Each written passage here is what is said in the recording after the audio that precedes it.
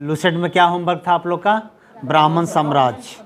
ब्राह्मण साम्राज्य में हम लोग पढ़ रहे थे शुंग वंश, शुंग वंश और कर्ण वंश। बताइएगा, शुंग वंश की स्थापना किसने किया? पुष्यमित्र शुंग ने किया। शुंग वंश की स्थापना किसने किया? पुष्यमित्र शुंग ने किया। मगध पर शुंग वंश की नींव डाली किसने? पुष्यमित्र शुंग ने। ठीक है, यह किस जाति से संबंधित था? ब्राह्मण जाति से। शुंग शासकों ने अपनी राजधानी किसको बनाया? विदिशा को। किसको? शुंग शासकों ने अपनी राजधानी किसको बनाया? विदिशा को। किसको बनाया? शुंग वंश का संस्थापक पुष्यमित्र शुंग किस जाति के थे? ब्राह्मण जाति के थे। इन्होंने अपनी राजधानी कहाँ बनाया? विदिशा में बनाया। सवाल पूछता है कि इंडो यूनानी शासक मिनांडर को किसने हराया? पुष्यमित्र शुंग ने हराया। किसने हराया? इंडो यूनानी शासक, किसका नाम क्या था इसका? मिनांडर नाम था। इसको किसने पराजित किया? पुष्यमित्र शुंग ने पराजित किया। पुष्यमित्र शुंग ने 2 बार अश्वमेध यज्ञ करवाया। पुष्यमित्र शुंग ने 2 बार अश्वमेध यज्ञ करवाया और इसके लिए पतंजलि ने अश्वमेध यज्ञ कराए। गुरु कौन थे? पतंजलि थे। गुरु कौन थे? पूछेगा कि पुष्यमित्र शुंग ने कितनी बार अश्वमेध यज्ञ करवाया? 2 बार करवाया। और इनके गुरु उस समय कौन थे? पतंजलि। पतंजलि ने ही यह यज्ञ संपन्न करवाया। क्लियर है? पतंजलि ने यज्ञ को पूरा करवाया। नहीं जैसे आपको कोई यज्ञ करवाना है, कोई कथा कहवाना है तो पंडित जी को बुलाते हैं ना, तो इनका ब्राह्मण कौन थे? पतंजलि। कौन थे? और खुद ये लोग ब्राह्मण जाति से थे, है ना। तो पुष्यमित्र शुंग किस जाति से थे? ब्राह्मण जाति के थे, है ना। अपनी राजधानी किसको बनाया? विदिशा को बनाया। क्लियर है? और पुष्यमित्र शुंग ही इस शुंग वंश का संस्थापक रहे। ठीक है, अगला सवाल है कि पूछेगा कि भरहुत स्तूप का निर्माण किसने करवाया? पुष्यमित्र शुंग ने। पुष्यमित्र शुंग ने किस स्तूप का निर्माण करवाया? भरहुत स्तूप। भरहुत तो भरहुत स्तूप का निर्माण किसने करवाया? पुष्यमित्र शुंग ने करवाया। शुंग वंश का अंतिम शासक कौन था? देवभूति। शुंग वंश का अंतिम शासक कौन था?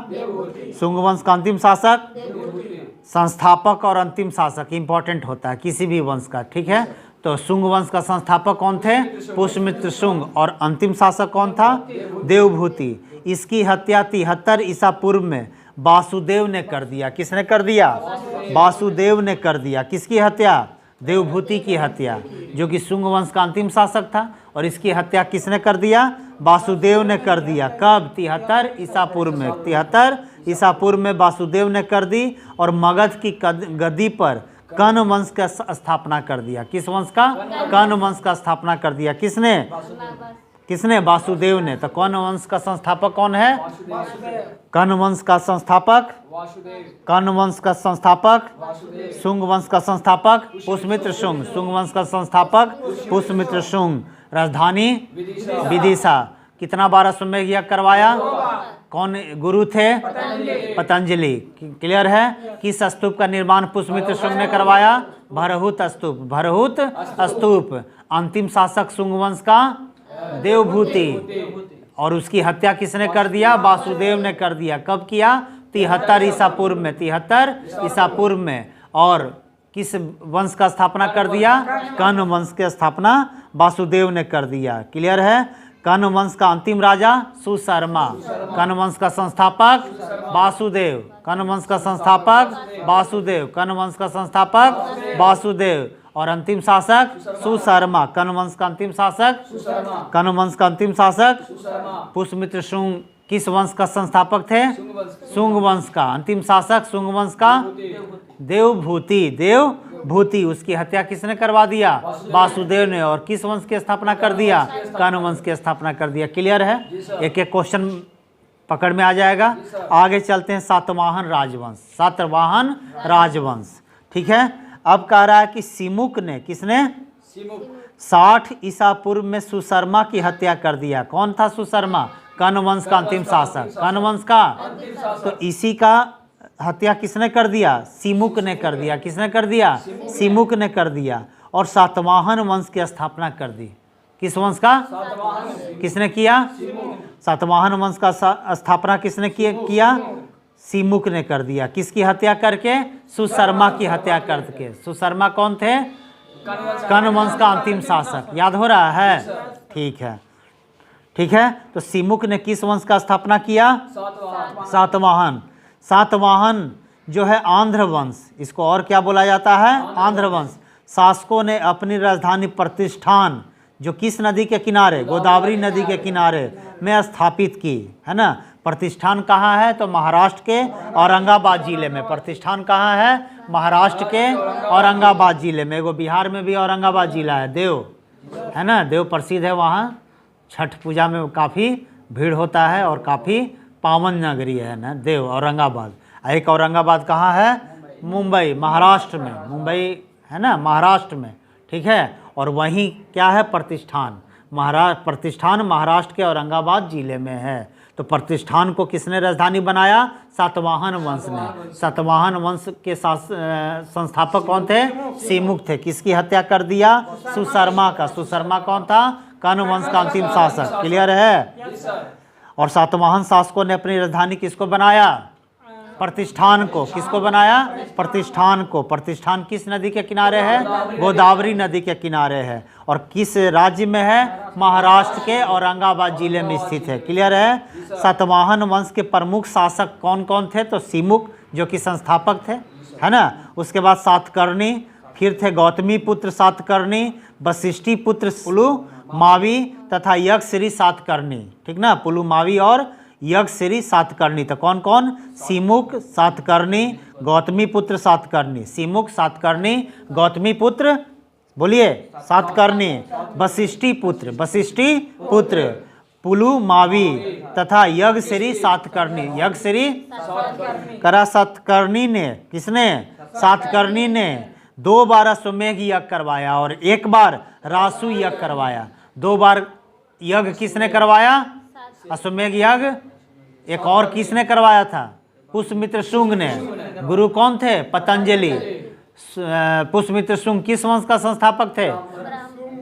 शुंग वंश का संस्थापक थे। किस जाति के थे? ब्राह्मण जाति के थे।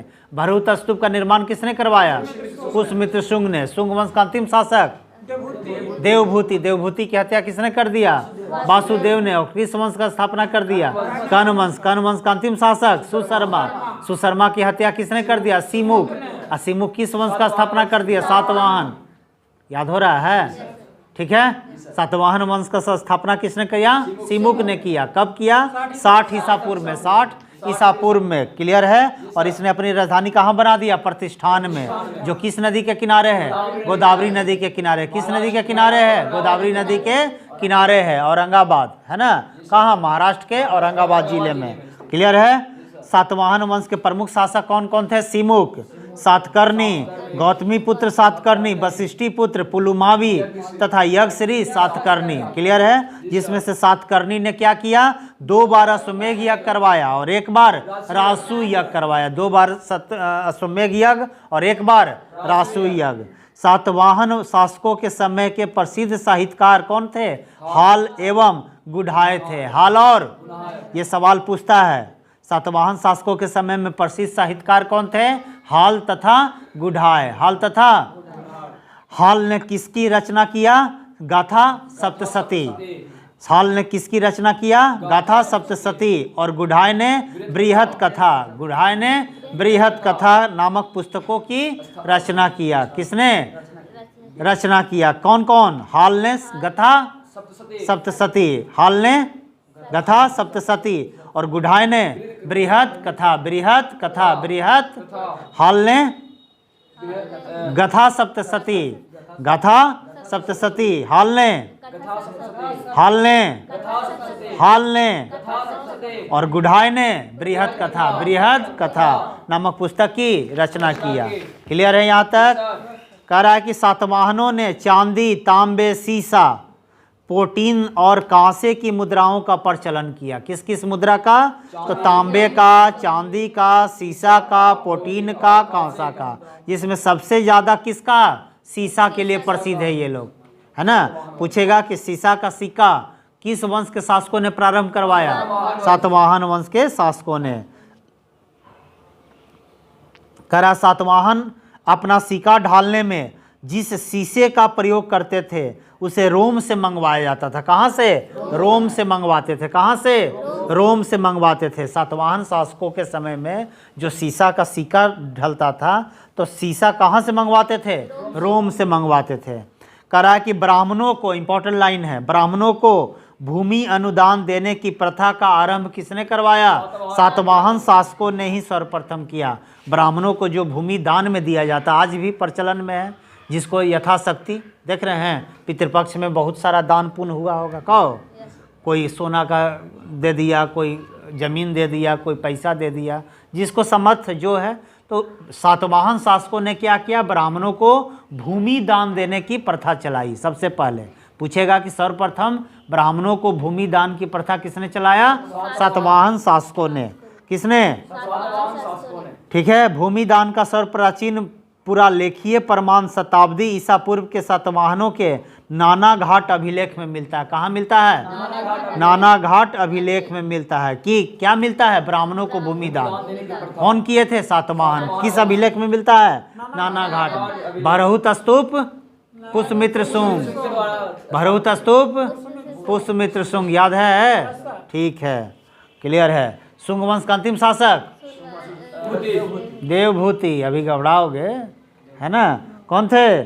देवभूति थे। शुंग वंश का अंतिम शासक देवभूति। कर्ण वंश का अंतिम शासक सुशर्मा। सिमुक किस वंश का संस्थापक थे? सातवाहन। सातवाहन में प्रसिद्ध राजा कौन कौन हुए? सिमुक, सातकर्णी, गौतमी पुत्र सातकर्णी, वशिष्ठी पुत्र पुलुमावी और यज्ञश्री सातकर्णी। क्लियर है? इनके समय में दो प्रसिद्ध साहित्यकार हुए। कौन कौन? हाल तथा गुढ़ाय। हाल ने किस पुस्तक की रचना किया?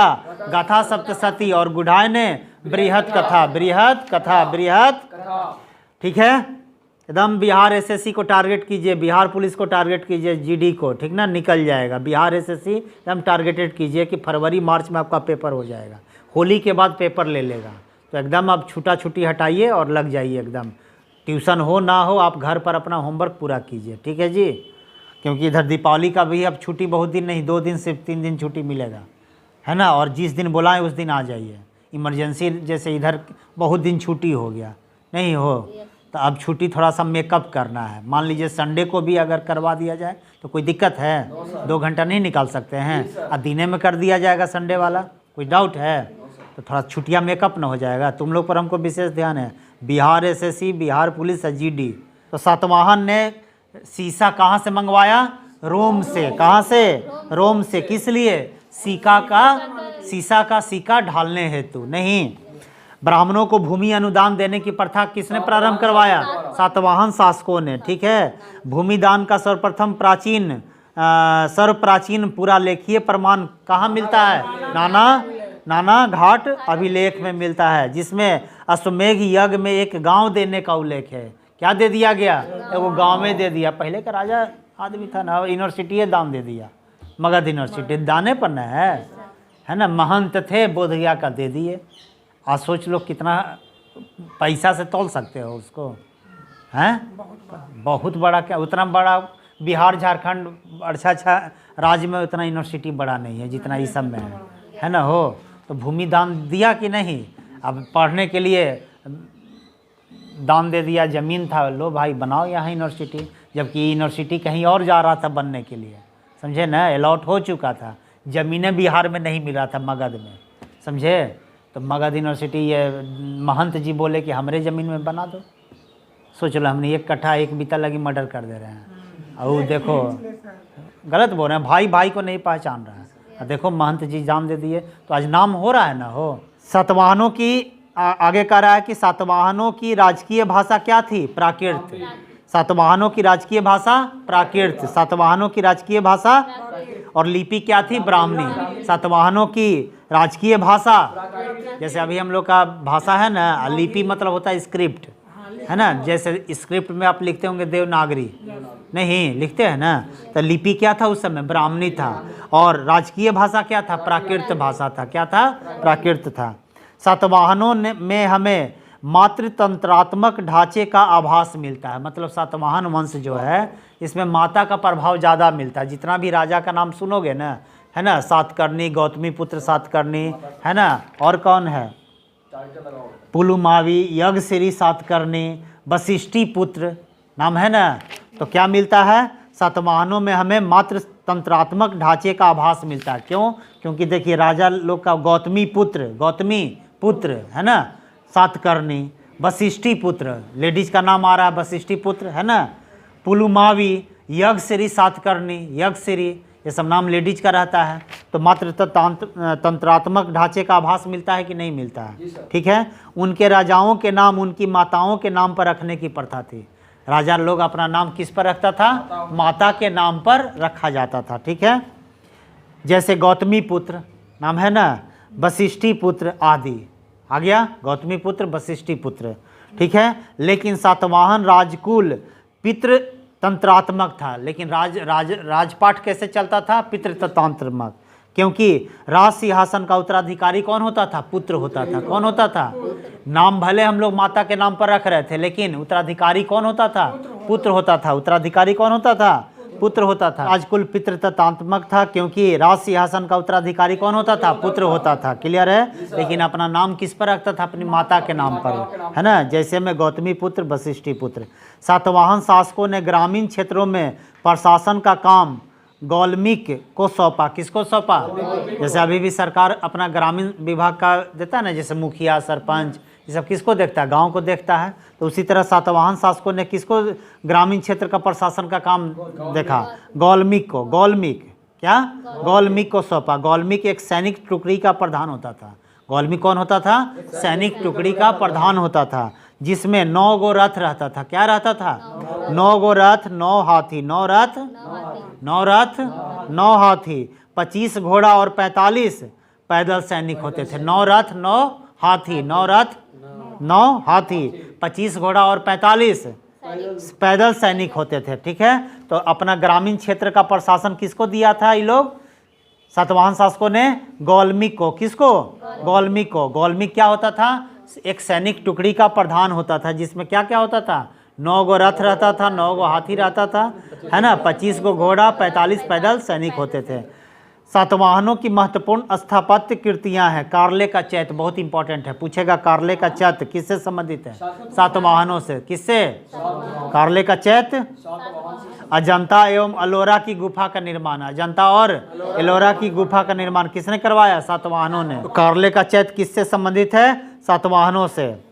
अजंता और एलोरा की गुफा किससे संबंधित है? सातवाहन से। और अमरावती कथा का विकास किसने करवाया? सातवाहनों ने। अमरावती कथा का निर्माण किसने करवाया? कार्ले का चैत्य, अजंता और एलोरा की गुफा का निर्माण किसने करवाया? सातवाहनों ने। और अमरावती कला का विकास किसने करवाया? अमरावती कला का विकास सातकर्णी एवं अन्य सभी सातवाहन शासक दक्षिणा पथ के स्वामी कहे जाते थे। याद कर लीजिएगा, दक्षिणा पथ के स्वामी किसको कहते थे? सातकर्णी और सभी सातवाहन शासक। सातकर्णी और सभी सातवाहन शासक दक्षिणा पथ के क्या कहे जाते थे? स्वामी। नोट में दे रहा है कि सातवाहन राज्य ने उत्तर और दक्षिण भारत के बीच सेतु का काम किया। किसने? सातवाहन राज्य ने उत्तर और दक्षिण भारत के बीच सेतु का काम किया। सेतु मतलब दोनों को मिलाने का काम। पुलिया कैसे फल्गु पुल है ना, उधर से इधर को जोड़ता है, तो सेतु का काम किया कि नहीं? नहीं तो उधर का आदमी उधर है, इधर का आदमी, तो पुल बन जाने से आसान हो गया कि नहीं हो गया? तो उसी तरह से उत्तर और दक्षिण भारत के बीच सेतु का काम किसने किया?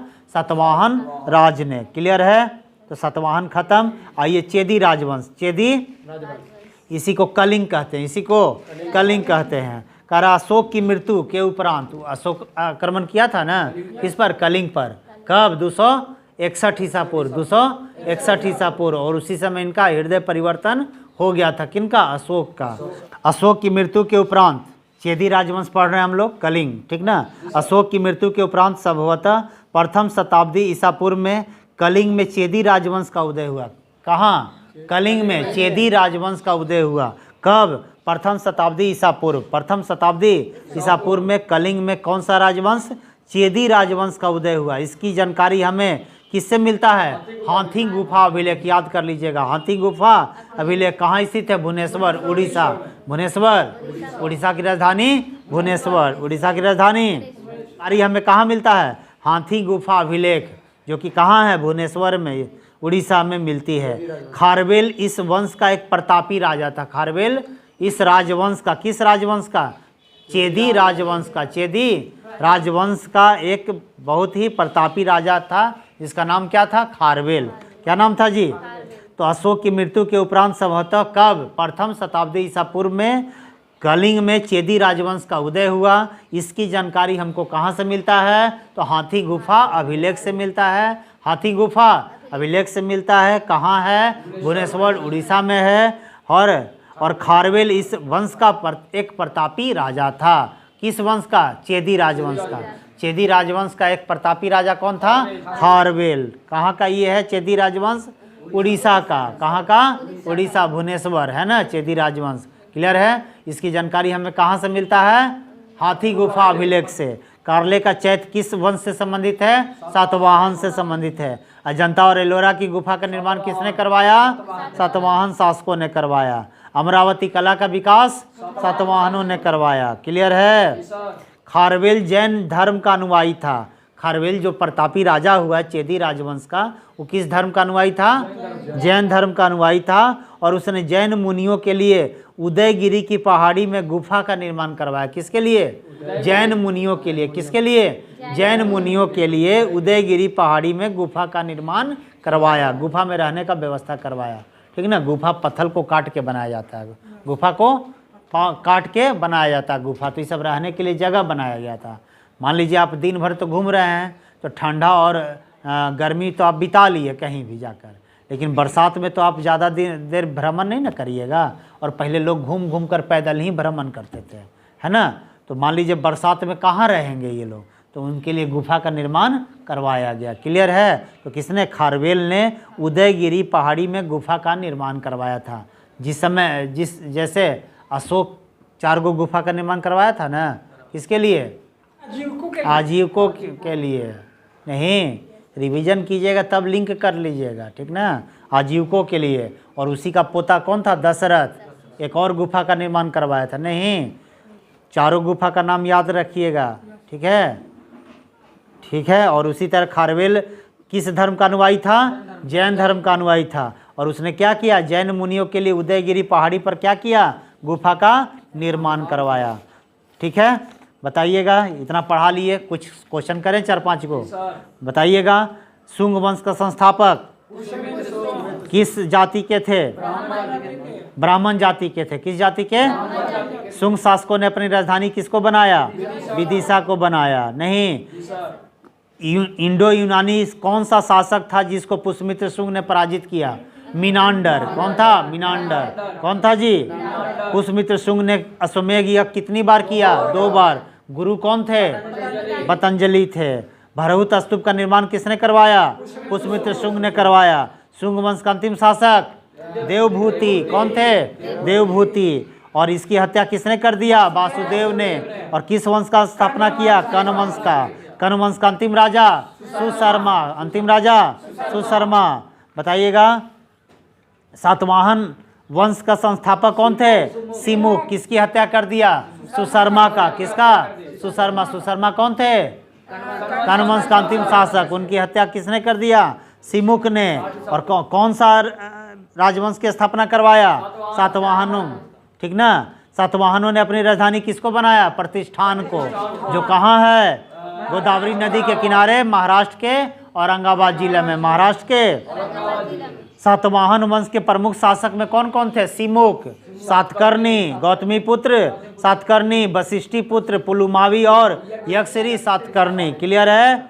बताइएगा। सातवाहन राजवंश के कौन से शासक थे जो 2 बार अश्वमेध यज्ञ और 1 बार रासु यज्ञ करवाए, सातकर्णी। कौन थे, सातकर्णी थे। सातवाहन शासकों के समय में प्रसिद्ध साहित्यकार कौन कौन थे, हाल और गुन्हाय। हाल और गुन्हाय। हाल ने किस पुस्तक की रचना किया, गाथा सप्तशती। और बृहद कथा का रचना गुन्हाय ने किया। किसने किया, बताइएगा। सीसा का सिक्का किसके समय में प्रचलन में आया, सातवाहन शासकों ने। सीसा कहाँ से मंगवाते थे, रोम से। भूमि ब्राह्मणों को अनुदान देने की प्रथा का आरंभ किसने करवाया?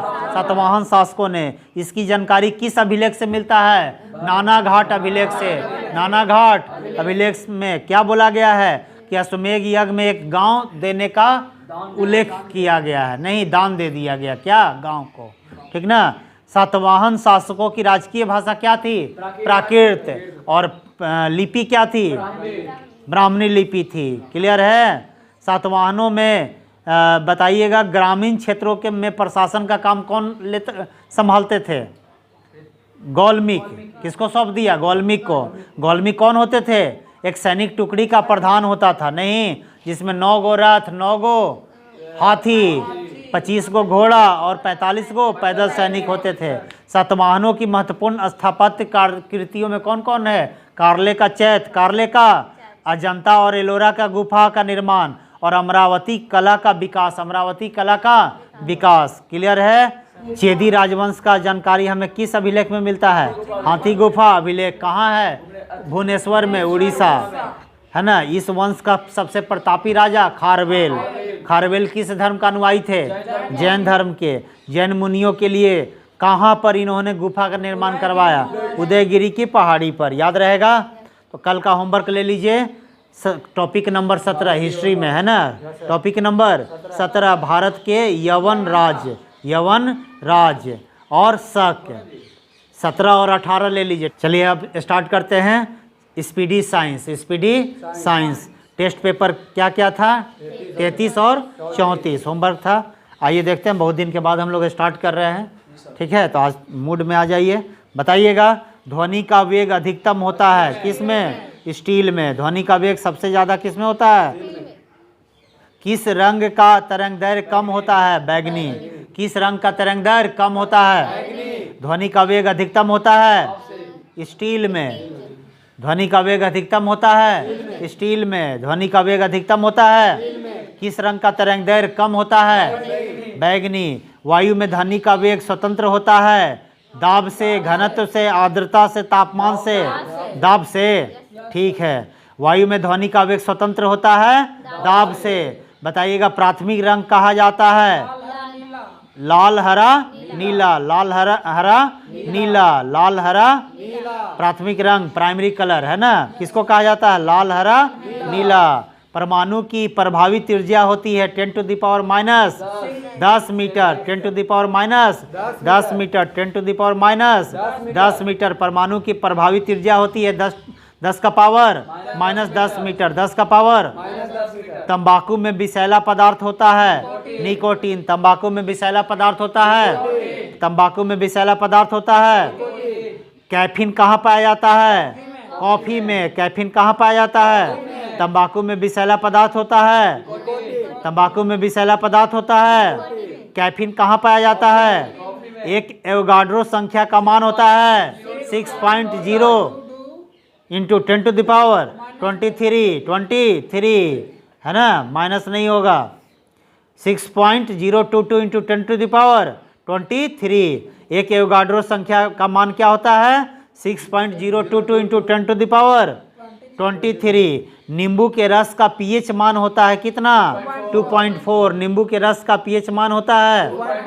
नींबू के रस में नींबू में कौन सा अम्ल होता है? साइट्रिक। नींबू में कौन सा अम्ल होता है? नींबू में कौन सा अम्ल होता है? बताइएगा प्राथमिक रंग कहा जाता है? लाल, हरा, नीला। परमाणु की प्रभावी त्रिज्या होती है 10 का पावर -10 मीटर। 10 का पावर माइनस। तंबाकू में विषैला पदार्थ होता है। किस रंग का तरंगदैर्घ्य कम होता है? ध्वनि का वेग अधिकतम होता है स्टील में, है ना। तंबाकू में विषैला पदार्थ होता है। कैफीन कहाँ पाया जाता है? एक एवोगाड्रो संख्या का मान होता है 6.022 इंटू 10⁻23। नींबू के रस का पीएच मान होता है 2.4। नींबू में कौन सा अम्ल होता है? साइट्रिक। नींबू में कौन सा अम्ल होता है? नींबू में कौन सा अम्ल होता है? बॉक्साइट किसका महत्वपूर्ण अयस्क है? एल्युमिनियम का। Very good. एल्युमिनियम का। बॉक्साइट किसका महत्वपूर्ण अयस्क है? बॉक्साइट किसका महत्वपूर्ण अयस्क है? पीतल किसका मिश्र धातु है? तांबा और जस्ता। तांबा और तांबा और पीतल किसका मिश्र धातु है? तांबा और पीतल किसका मिश्र धातु है? बताइएगा। पारा का अयस्क है सीने बार, सीने बार। पारा का अयस्क है सीने बार, पारा का अयस्क है सीने बार, पारा का अयस्क है। बताइएगा। कांसा एक मिश्र धातु है किसका किसका? कॉपर एवं टीन का, कॉपर और टीन का कांसा, जिसको ब्रॉन्ज भी कहते हैं। क्या बोलते हैं? है ना। तो कांसा एक मिश्र धातु मिश्रण है किसका? कॉपर और टीन का, कॉपर और बेसेमर प्रक्रम से बनाया जाता है क्या? इस्पात। क्या बनाया जाता है? बेसेमर प्रक्रम से बनाया जाता है। कांच निम्नलिखित का मिश्रण है। बालू और सिलिकेट, बालू और, वेरी गुड, बालू और लोहा का शुद्धतम रूप है पिटवा लोहा, लोहा का शुद्धतम रूप है, लोहा का शुद्धतम रूप है। अधिकांश लोहा निम्न में से प्राप्त किया जा सकता है। हेमेटाइट, अधिकांश लोहा निम्न से प्राप्त किया जाता है। हेमेटाइट। मानव द्वारा निर्मित प्रथम संश्लिष्ट रेशा क्या था? Nylon, nylon. मानव द्वारा निर्मित प्रथम संश्लिष्ट रेशा क्या था? सिंथेटिक फाइबर्स बोला जाता है। मानव द्वारा निर्मित प्रथम संश्लिष्ट रेशा कौन सा है? नाइलॉन। मानव द्वारा निर्मित प्रथम संश्लिष्ट रेशा क्या था? नाइलॉन। मानव द्वारा निर्मित प्रथम संश्लिष्ट रेशा नाइलॉन। गन पाउडर किसका मिश्रण होता है? सल्फर, चारकोल और सोरा। सल्फर, चारकोल और सल्फर, चारकोल और गन धातु में होता है क्या क्या? CuSN और Zn, CuSN और गन धातु में क्या क्या होता है? CuSN और Zn, CuSN और Zn। टांका, शोल्डर किससे बना होता है? शीशा और टीन का। शीशा और शोल्डर किससे बना होता है? शीशा और टीन का। याद है। सबसे शुद्ध कोयले का प्रकार होता है पीट, लिग्नाइट, बिटुमिनस, एंथ्रासाइट।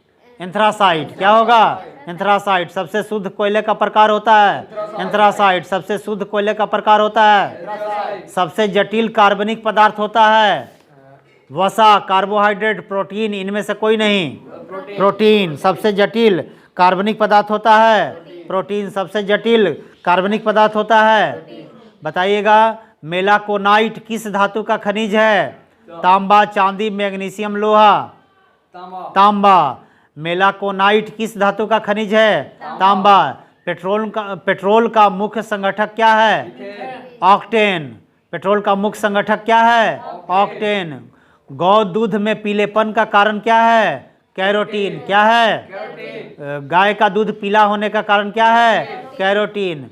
एसिड, अम्ल। एसिड का मतलब क्या होता है? अम्ल। बदलता है नीला लिटमस को, नीला को लाल लिटमस में। एसिड मतलब अम्ल बदलता है किसमें किसको? नीला को लाल में, नीला से लाल में, है ना। स्वर्ण निम्नलिखित में से किस पदार्थ में घुल जाता है? Aqua regia, aqua regia, aqua. स्वर्ण निम्नलिखित में से किस पदार्थ में घुल जाता है? Aqua regia, aqua, aqua, aqua. स्वर्ण निम्नलिखित में से किस पदार्थ में घुल जाता है? एक्वा। एमिनो अम्ल मिलता है किसमें? प्रोटीन में। एमिनो अम्ल मिलता है किसमें? प्रोटीन में। एपीकल्चर का संबंध किससे है? मधुमक्खी पालन। Apiculture, apiculture. बताइएगा। सोना, स्वर्ण निम्नलिखित में से किस पदार्थ में घुल जाता है? Aqua regia, aqua regia. Amino अम्ल मिलता है किसमें? प्रोटीन में। एपीकल्चर किससे संबंधित है? मधुमक्खी पालन से। निम्नलिखित में से कौन विषाणु के द्वारा होने वाला बीमारी है? पोलियो। निम्नलिखित में से कौन विषाणु के द्वारा होने वाला बीमारी है? पोलियो। निम्नलिखित में से कौन विषाणु के द्वारा होने वाला बीमारी है? पोलियो। मलेरिया रोग होता है मादा एनाफिलीज द्वारा। मादा एनाफिलीज। मलेरिया रोग किसके द्वारा होता है? मादा एनाफिलीज द्वारा। क्लियर है? 34 भी था टेस्ट पेपर। चलिए बताइएगा। पानी की गंदगी से फैलने वाला रोग है टाइफाइड। पानी की गंदगी से फैलने वाला रोग है, पानी की गंदगी से फैलने वाला रोग है। कैंसर अस्थि मज्जा के कौन सा भाग को प्रभावित करता है? Leukaemia, leukaemia. कैंसर अस्थि मज्जा मतलब बोन मैरो, बोन मैरो। तो कैंसर अस्थि मज्जा के कौन सा भाग को प्रभावित करता है? Leukaemia, leukaemia. ठीक है। एक्यूपंक्चर में अधिक प्रचलित होता है। कहाँ? चीन में। एक्यूपंक्चर कहाँ अधिक प्रचलित है? चीन में। एड्स का अर्थ क्या है? Acquired immuno deficiency syndrome. Acquired immuno deficiency syndrome. आपसे क्या सवाल पूछ सकता है? एड्स में ए का मतलब क्या होगा, डी का मतलब क्या होगा, एस का मतलब क्या होगा, इस तरह से इंडिविजुअल लेटर के बारे में पूछ देता है उसका, ठीक ना। एड्स का फुल फॉर्म क्या है? Acquired immuno deficiency syndrome. इसका सवाल कैसे पूछ सकता है? ए का मतलब बताइए, आई का मतलब क्या है एड्स में, है ना। तो आई का मतलब क्या है? इम्यूनियो, है ना। डी का मतलब क्या है? डिफिशियंसी। एस का मतलब क्या है? सिंड्रोम। जीवाणुओं की रोम जैसी संरचना को कहा जाता है? फ्लैजिला। फ्लैजिला। बताइएगा, रेबीज के टीके का खोज किसने किया था? Lewis Pasteur.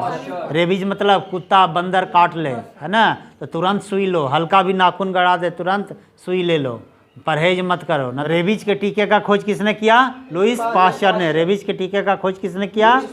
बताइएगा, शहद का मुख्य घटक क्या है? फ्रक्टोज। शहद का मुख्य घटक क्या है? फ्रक्टोज। तारपीन के तेल किस पेड़ से प्राप्त किया जाता है? चीड़ से। होमोसेपियंस किसका वैज्ञानिक नाम है? मनुष्य का। होमोसेपियंस किसका वैज्ञानिक नाम है? मनुष्य का। प्याज परिवर्तित रूप है किसका? तने का। प्याज परिवर्तित रूप है तने का।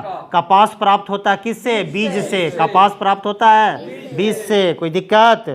सेव का कौन सा भाग खाने योग्य होता है? मांसल पुष्पासन। मांसल पुष्पासन। सेव का कौन सा भाग खाने योग्य होता है? मांसल पुष्पासन। कभी सोचे थे सेव खाए में? जो खाते हो क्या बोला जाता है? मांसल पुष्पासन। आलू उदाहरण है रूपांतरित तने का। रूपांतरित। काली मिर्च पादप एक है, कैसा? झाड़ी है। काली मिर्च पादप एक है, क्या? झाड़ी। क्या है? नाशपाती का खाने योग्य भाग है गुदेदार पुष्पासन। गुदेदार पुष्पासन। गुदेदार। और सेव का मांसल पुष्पासन। मांसल। नाशपाती का गुदेदार पुष्पासन। सामान्य चीनी या केन शुगर किसे कहते हैं? सुक्रोज को। सामान्य चीनी या केन शुगर किसे कहा जाता है? सुक्रोज को। बांस किस कुल का पौधा है? घास। बांस किस कुल का पौधा है? घास। अदरक होता है रूपांतरित किस में? तना। अदरक होता है रूपांतरित तना। प्याज है क्या है? एक प्रकार का बल्ब है। क्या है? बल्ब है। कौन सा रोग पानी के माध्यम से होता है? हैजा। कौन सा रोग पानी के माध्यम से होता है? और गंदा पानी से फैलने वाला रोग कौन है? टाइफाइड। कैंसर अस्थि मज्जा के कौन सा भाग को प्रभावित करता है?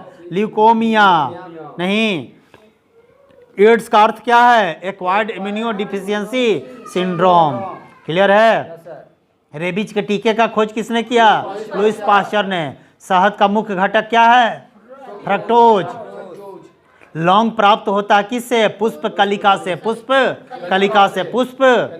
तो इसमें होमवर्क है आपका 35 टेस्ट पेपर 35 टेस्ट पेपर। और था कुछ होमवर्क? आज इतना ही रखा जाए।